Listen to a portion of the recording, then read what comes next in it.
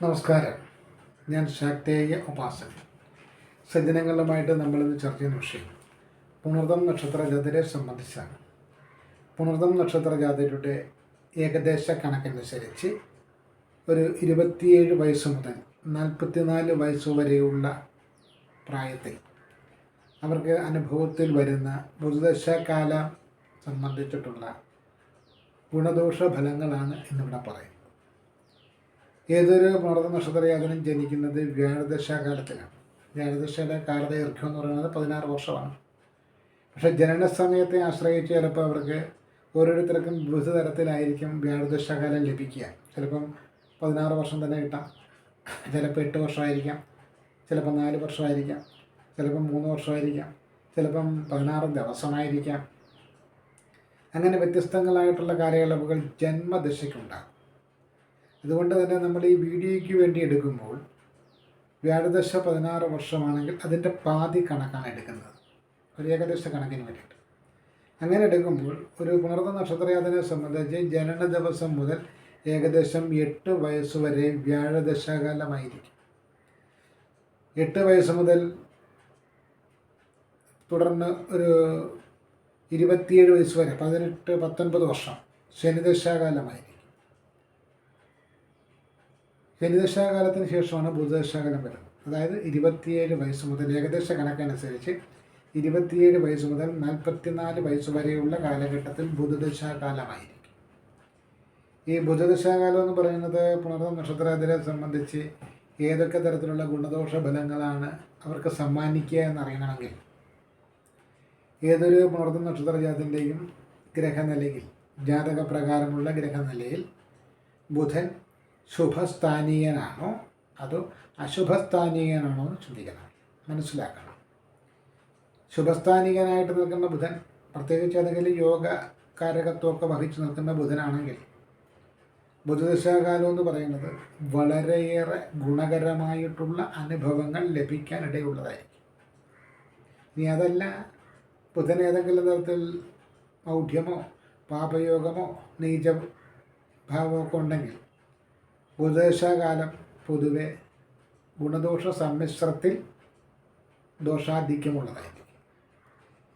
അപ്പോൾ നമ്മളിവിടെ ആദ്യം പരിശോധിക്കുന്നത് ബുധൻ ഗുണവാനാണെങ്കിൽ ഇവർക്ക് ഏതൊക്കെ തരത്തിലുള്ള ഗുണദോഷ ഫലങ്ങളാണ് ലഭിക്കാനിടയുള്ളതെന്നാണ് നോക്കുന്നത്. അതായത് പുണർതം നക്ഷത്രക്കാരെ സംബന്ധിച്ച് 27 വയസ്സ് മുതൽ ഏകദേശം 44 വയസ്സ് വരെയുള്ള കാലഘട്ടത്തിൽ ഇവർക്ക് ബുധദശാകാലം ഗുണകരമാണെങ്കിൽ ഏതൊക്കെ തരത്തിലുള്ള ഗുണഫലങ്ങളാണ് ലഭിക്കാനിടയുള്ളത് എന്ന് ചോദിച്ചാൽ വിദ്യാഭ്യാസ പുരോഗതി കൈവരിക്കാൻ സാധിക്കും. ഉപരിപഠനം നടത്താനും വിദേശത്ത് പോയി പഠിക്കാനും പഠനത്തിൽ തന്നെ ഏതെങ്കിലും തരത്തിലുള്ള PhD പോലെയുള്ളവ കരസ്ഥമാക്കാനും പഠനവുമായിട്ട് ബന്ധപ്പെട്ട് ഏതെങ്കിലും തരത്തിലുള്ള തൊഴിൽ മേഖലയിൽ പ്രവേശിക്കുവാനും സാധിക്കും. സർക്കാർ ജോലി കിട്ടുക, വിദേശത്ത് ജോലി കിട്ടുക, അതല്ലെങ്കിൽ ഏതെങ്കിലും വലിയ ശമ്പളത്തോട് കൂടിയിട്ടുള്ള ജോലി ലഭിക്കുവാനുള്ള സാധ്യത ഒക്കെ തന്നെ ബുധദശാകാലം ഗുണകരമാണെങ്കിൽ ഉണ്ടാകും. ഗണിതശാസ്ത്രത്തിൽ കണക്ക് വിഷയങ്ങളിലൊക്കെ വളരെയേറെ തിളക്കമാർന്ന വിജയവും മികവും കാണിക്കാൻ സാധിക്കും. അതുപോലെ തന്നെ പാട്ട്, ഡാൻസ്, അഭിനയം, കഥയെഴുത്ത്, കവിതയെഴുത്ത്, നാടകം, സിനിമ പോലെയുള്ള മേഖലകളിൽ പ്രവർത്തിക്കുന്നവർക്ക് പുതിയ പുതിയ അവസരങ്ങൾ കൈവരികയും ധാരാളമായിട്ടുള്ള ധനം സമ്പാദിക്കാൻ സാധിക്കുകയും വിശേഷപ്പെട്ട അംഗീകാരങ്ങൾ ലഭിക്കുകയും ചെയ്യും. ഈ സാധാരണക്കാരെ സംബന്ധിച്ചാണെങ്കിൽ, ഇതിനൊന്നും പോകാത്തവരെ സംബന്ധിച്ചാണെങ്കിൽ ഈ ബുധദശാകാലം എന്ന് പറയുന്നത് അവരേതെങ്കിലും കലാപരിപാടികൾ കണ്ട് ആസ്വദിക്കുവാനോ കൂടുതലായിട്ട് ആസ്വദിക്കുവാനോ അല്ലെങ്കിൽ കൂടുതലായിട്ട് പാട്ടുകൾ കേൾക്കുവാനോ കൂടുതലായിട്ട് സിനിമകൾ കാണുവാനോ കൂടുതൽ ഭ്രമം ഈ കാലഘട്ടത്തിൽ വർദ്ധിച്ചിരിക്കും. ഭൂമി സംബന്ധമായിട്ടുള്ള ലാഭം പ്രതീക്ഷിക്കാവുന്നതാണ്. വാസയോഗ്യമായ പൂന്തോട്ടങ്ങളോട് കൂടെ ചേർന്നിട്ടുള്ള വീടുകൾ വയ്ക്കുവാനും നിർമ്മിക്കുവാനും അതിൽ താമസിക്കുവാനും ഇടയാകും. വില കൂടിയ വാഹനങ്ങളുടെ ലഭ്യത ഉണ്ടാകും. വിദേശത്ത് നിന്നാണെങ്കിലും ഏതെങ്കിലുമൊക്കെ തരത്തിലുള്ള എഴുത്തുകുത്തുകൾ മൂലം നേട്ടങ്ങൾ പ്രതീക്ഷിക്കാം. ഏത് മേഖലയിലും കണക്കുമായിട്ട് ഗണിതശാസ്ത്രം, അതുപോലെ തന്നെ ഭാവനാശക്തി പ്രകടിപ്പിക്കേണ്ടുന്ന രചനകൾ, ഇവയൊക്കെ വളരെയേറെ ശ്രദ്ധിക്കപ്പെടുവാനും അതുവഴിയുള്ള സാമ്പത്തിക ലാഭമടക്കം ഉണ്ടാകുവാനുമുള്ള സാധ്യത ബുധദശാകാലത്തിൽ എടുത്തു പറയേണ്ടതാണ്.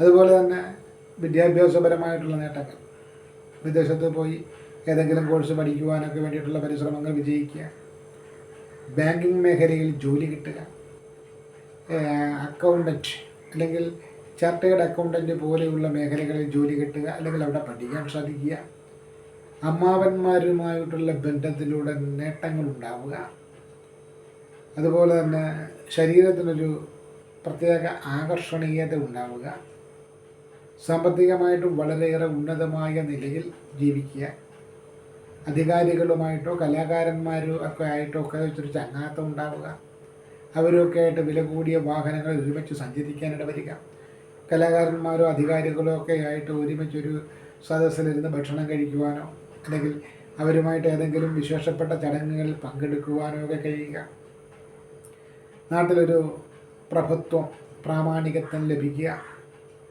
കൂടുതലായിട്ടുള്ള ഒരു സാമ്പത്തിക ഉന്നതിക്കനുസരിച്ചുള്ള വസ്ത്രവേഷഭൂഷണങ്ങൾ, അതായത് പ്രത്യേകിച്ച് പച്ച നിറത്തിലുള്ള വസ്ത്രങ്ങളോടും മരതകമടക്കമുള്ള രത്നക്കല്ലുകളോടും ഒരു താല്പര്യം വരിക, ഈ പച്ചപ്പനന്തത്തെ പോലെയുള്ള പക്ഷികളോട് ഒരു താല്പര്യം വരിക, അവയൊക്കെ വളർത്തുവാനും കാണുവാനും ഒക്കെ താല്പര്യം വരിക, പച്ച പുൽത്തകടികൾ പൂന്തോട്ടങ്ങളുമായി ബന്ധപ്പെട്ടൊക്കെ ഉല്ലാസ യാത്രകൾ നടത്തുക.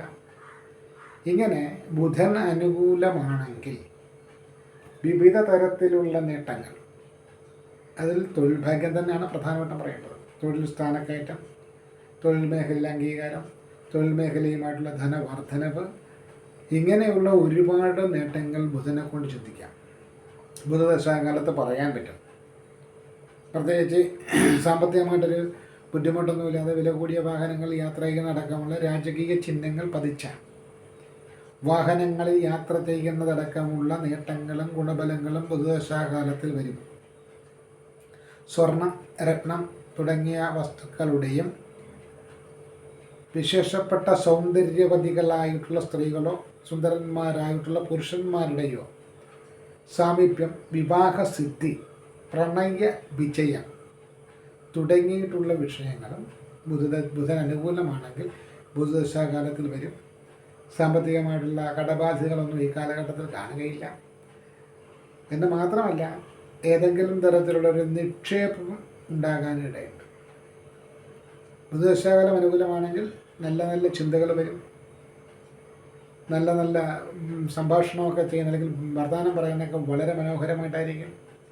മറ്റുള്ളവരെ വശീകരിക്കുന്ന രീതിയിൽ സംസാരിക്കുവാനും ഹാസ്യ രസപ്രാധാന്യം കൊടുത്തുകൊണ്ട് സംസാരിക്കുവാനും ഒക്കെ സാധിക്കും.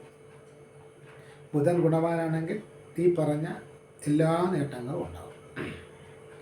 ഇനി ബുധൻ ദോഷകാരകനാണെങ്കിലോ അമിതമായിട്ടുള്ള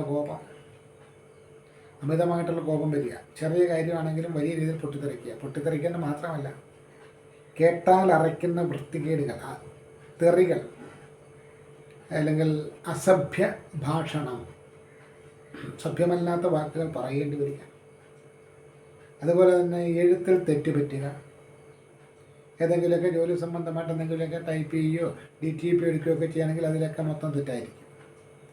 പഠിക്കുന്ന വിദ്യാർത്ഥികളെ സംബന്ധിച്ച് ഒരു സാധനവും ഓർമ്മ നിൽക്കത്തില്ല. ഇനി പരീക്ഷ എഴുതിയാൽ പോലും എഴുതുന്നതിൽ 99% തെറ്റായിരിക്കും. ഉപരിപഠനത്തിനുള്ള പരിശ്രമങ്ങൾ വിഫലമാകും. ഭാഗ്യാനുഭവങ്ങൾക്ക് തടസ്സം വരും. കടബാധ്യതകൾ സംബന്ധിച്ചിട്ടുള്ള ആശങ്കകൾ വർദ്ധിക്കും.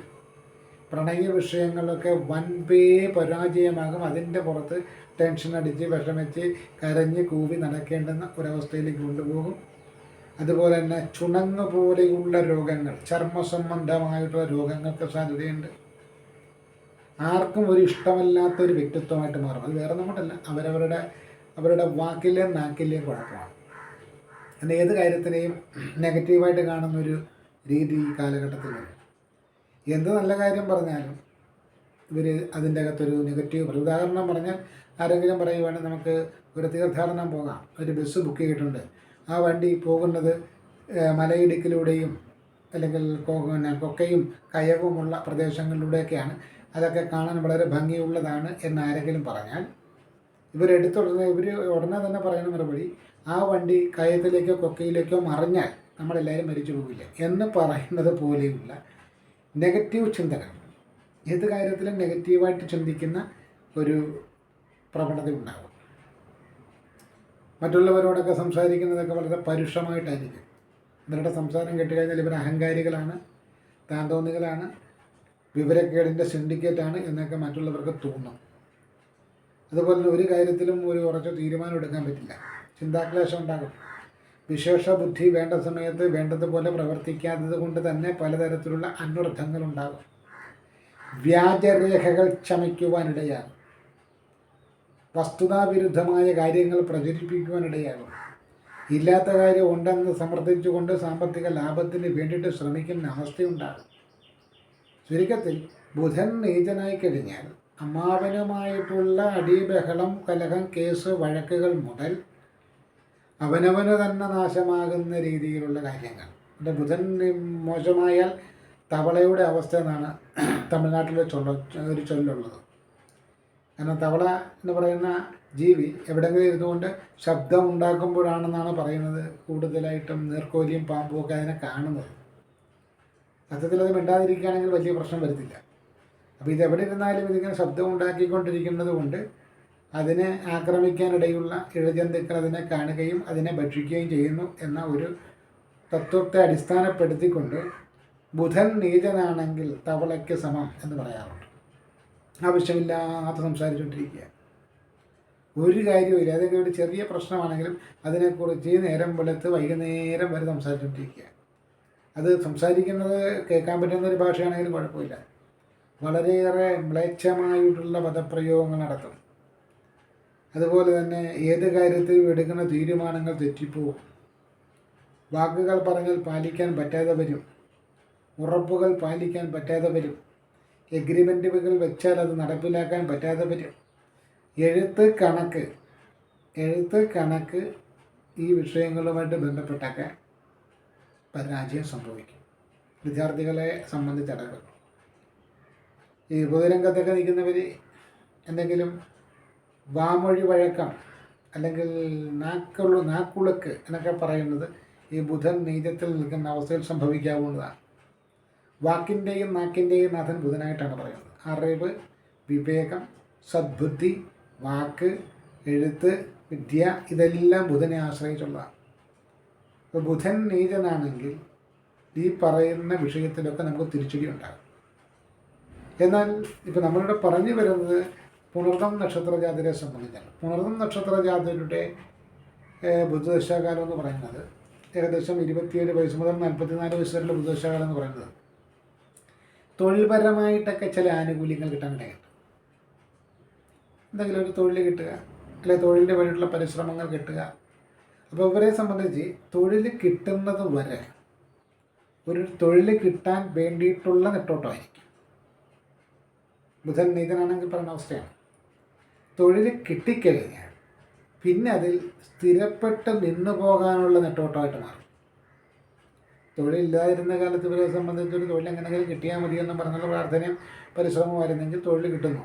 ആ തൊഴിൽ കിട്ടിക്കഴിഞ്ഞാൽ എപ്പോഴാണ് അവിടുന്ന് തെറിക്കുന്നതെന്ന് അറിയാൻ പാടില്ലാത്തൊരവസ്ഥയിൽ വരും. എപ്പോഴാണ് ആ തൊഴിൽ നഷ്ടപ്പെടുക എന്ന് ഒരു ഭയം വരുന്ന തരത്തിലേക്ക് കാര്യങ്ങൾ മാറി മാറി വരാനിടയുണ്ട്. അപ്പോൾ അതുപോലെ തന്നെ ഇവർ പറയുന്ന വാക്കുകൾ പറഞ്ഞു കഴിയുമ്പോഴാണ് ഇവർ ആലോചിക്കുന്നത് അങ്ങനെ പറയേണ്ടിയിരുന്നില്ല. പക്ഷേ അങ്ങനെ പറഞ്ഞത് കൊണ്ട് തന്നെ അവർക്ക് വന്ന് ചേരേണ്ടുന്ന ചില ഭാഗ്യങ്ങളും ആനുകൂല്യങ്ങളും നഷ്ടപ്പെട്ടു. അത് വേറെ കാര്യം. അപ്പം ശുഭനായിട്ടുള്ള ബുധൻ്റെ അവസ്ഥയിൽ ഒരുപാട് നേട്ടങ്ങൾ, സാമ്പത്തിക നേട്ടം, സുപ്രസിദ്ധി അല്ലെങ്കിൽ സൽകീർത്തി, ആരോഗ്യപുഷ്ടി, നല്ല വിവാഹം, ഇഷ്ടപ്പെട്ട പ്രണയ വിവാഹങ്ങളുടെ നടത്തിപ്പ്, ഇത്തരം കാര്യങ്ങൾ, പഠനം കഴിഞ്ഞാൽ ഉടനെ ജോലി കിട്ടുക, ഇങ്ങനെയൊക്കെ ഉള്ള സൽഫലങ്ങളായിരിക്കും വരിക.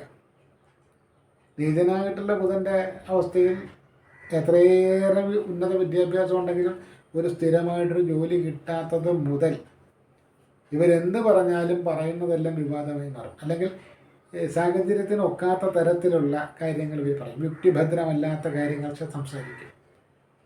വേദിക്ക് അനുയോജ്യമല്ലാത്ത, സാഹചര്യത്തിന് അനുയോജ്യമല്ലാത്ത കാര്യങ്ങൾ എടുത്ത് സംസാരിച്ചുകൊണ്ടിരിക്കും. ഇവിടെ സംസാരിക്കുന്ന ഒരു വിഷയം, അവർ പറയുന്നത് വേറൊരു വിഷയം എന്ന് പറയുന്ന കാര്യം. ഇങ്ങനെയാണ് ഇതിൻ്റെ ഫലത്തെ മനസ്സിലാക്കേണ്ടത്. എന്തായാലും പുണർ നക്ഷത്രക്കാരെ സംബന്ധിച്ച് ഇവർക്ക് പുതുദശാകാലം എന്ന് പറയുന്നത് പൊതുവേ വലിയ പ്രശ്നങ്ങൾ ഉണ്ടാകുന്നതല്ല, എന്നാൽ ചെറിയ ചെറിയ നേട്ടങ്ങളും ഉണ്ടാകും. ബുധൻ നീതനാകുന്ന സമയത്ത് വരെ പ്രേമലേഖനമൊക്കെ അയച്ചാൽ കൈയോടെ പിടിക്കപ്പെടുക. നീതനായ ബുധനാണെന്നുണ്ടെങ്കിൽ ഏതെങ്കിലും രഹസ്യ സംബന്ധമായിട്ടുള്ള രേഖകളൊക്കെ സൂക്ഷിച്ചു വെച്ചാൽ അതൊക്കെ പിടിക്കപ്പെടുക. സാമ്പത്തികമായിട്ടുള്ള എന്തെങ്കിലും അട്ടിമറി കാണിച്ചിട്ടുണ്ടെങ്കിൽ അതിൻ്റെ കണക്കുകളൊക്കെ പിടിക്കപ്പെടുക. ഇങ്ങനെയൊക്കെയുള്ള സാഹചര്യങ്ങളും ബുധൻ നീചനാണെങ്കിൽ ഉണ്ടാവാം. എന്തായാലും മൃഗ നക്ഷത്രത്തിനെ സംബന്ധിച്ച് നീചനാണ് ബുധനെങ്കിലും ശുഭനാണ് ബുധനെങ്കിലും ഇവർക്ക് ഏറെക്കുറെയൊക്കെ അത്യാവശ്യം കുറച്ച് കാര്യങ്ങളൊക്കെ നേടിക്കൊടുക്കും.